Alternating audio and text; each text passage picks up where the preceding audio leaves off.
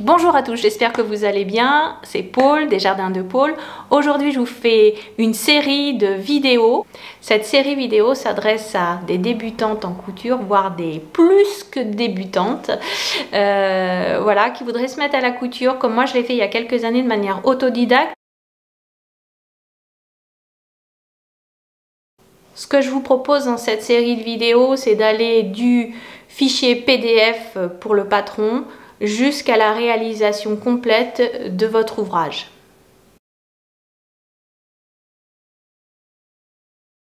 Ici, en l'occurrence, je vais prendre un jogging que j'ai déjà fait plusieurs fois, le jogging June de Super Bison pour enfants.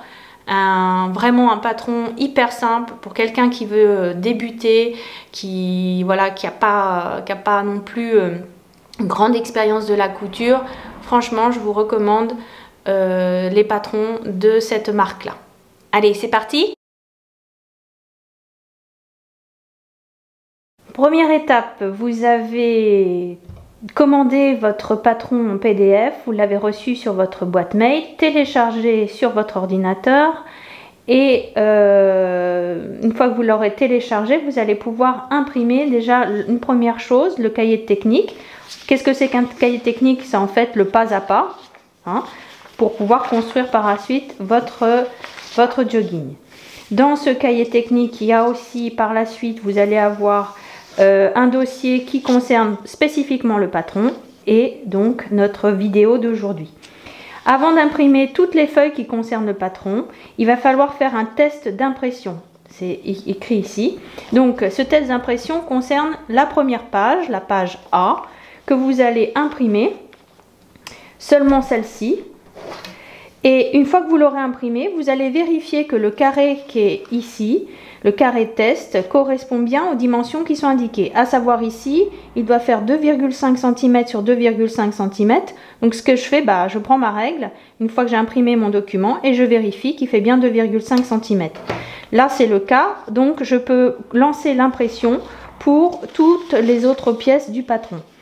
À quoi ça correspond? En fait, ça correspond à savoir si vous êtes à la bonne échelle. Parce que si vous n'êtes pas à la bonne échelle, vous allez avoir toutes vos pièces de patron qui vont être fausses et qui correspondront plus du coup aux tailles que vous aurez choisies. Donc c'est hyper important de faire ce test en premier. Concernant le jogging June de Super Bison pour enfants, vous avez les deux premières pages A et B qui ne sont pas directement des pièces de patron, comme vous voyez. Celle-ci vous donnera des indications pour les toutes débutantes comme je le suis. Et celle-ci va vous aider à construire votre patron par la suite. Après, c'est très simple. Vous voyez ici, ça va faire en fait comme un pulse. Pourquoi j'ai rayé le A et le B ici? Parce que c'est ce que je vous disais tout à l'heure, le A et le B correspondent aux deux premières pages, donc qui ne font pas partie des pièces patrons. Donc je les ai rayés pour que ça soit plus simple. Donc notre pulse va commencer à la lettre C, donc niveau maternel. J'ai la feuille C, la feuille D, qu'il faudra que je vienne coller l'une contre l'autre. Alors là, on voit qu'il y a une partie blanche qui va me déranger. Donc ce que je vais faire, c'est que je vais couper la partie blanche qui me dérange pour venir vraiment la coller à l'autre. Tadam! Voilà, donc là, les pièces sont assemblées. Vous voyez, j'ai remis du scotch partout. Et là, on commence à voir correctement les pièces du patron. Vous voyez, il y en a qui sont à l'envers et d'autres à l'endroit, hein. Donc c'est normal, ne vous inquiétez pas. Voilà. Donc ça, c'est OK.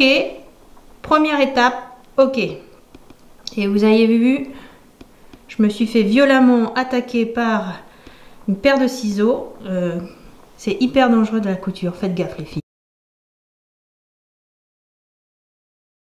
Pour le choix de la taille que vous allez choisir pour faire votre patron, votre jogging, ne vous référez pas simplement à l'âge de l'enfant. je vous conseille de suivre le tableau de mensuration. Donc il vous faut un enfant, de préférence celui qui va porter le jogging et tout simplement un mètre ruban. Vous allez prendre les mesures qui sont indiquées ici, à savoir la poitrine, la taille, le bassin. Et puis si vous vous retrouvez entre, comme moi ça peut m'arriver souvent en fait, entre deux tailles pour un même enfant, je vous conseille quand même de prendre la taille supérieure parce que déjà vous avez plus de chances que ça convienne. Et puis en plus, lorsque vous allez commencer à faire vos propres habits, vous allez voir que vous aimerez quand même qu'ils soient portés assez longtemps parce que ça vous demande quand même pas mal d'énergie à fournir et de temps. Donc du coup, on aime bien qu'ils les portent un peu plus longtemps.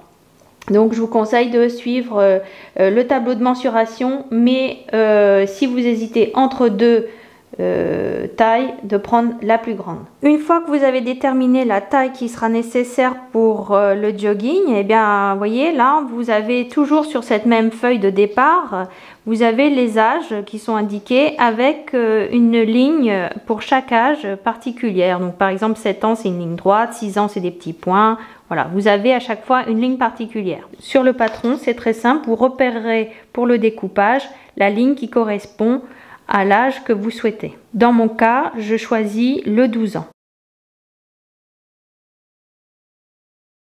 Voilà ce que ça donne une fois découpé. On retrouve toutes les pièces qui seront nécessaires à la fabrication de votre futur jogging enfant. Voilà, vous avez déjà réussi la première étape, vous pouvez déjà vous féliciter. Et puis on se retrouve dans une prochaine vidéo dans laquelle je vous expliquerai comment découper votre tissu. Si vous voulez en savoir plus sur ce patron, j'ai écrit un article là-dessus. Vous pouvez cliquer sur le lien en dessous de la vidéo pour avoir plus d'informations sur ce patron. À très bientôt. Ciao, ciao.